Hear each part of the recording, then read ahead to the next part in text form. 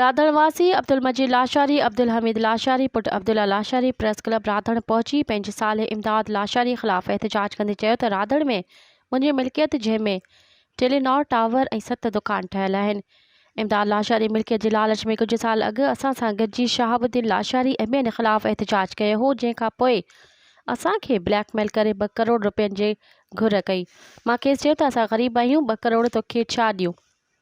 जंहिंखां पोइ हू कावड़जी असांजे मुखालिफ़ धुर शहाबुद्दीन लाशारी वारनि सां गॾु थी पैसनि जे लालच में हाणे असां ख़िलाफ़ बयान थो ॾिए त मिल्कियत जा वारिस मुख्तियार लाशारी वारा आहिनि, हाजी अब्दुल हमीद लाशारी वारा न आहिनि, जॾहिं त मिल्कियत असांजे नाले ते आहे, जंहिंजी कोर्ट में केस बि हलंदड़ आहे।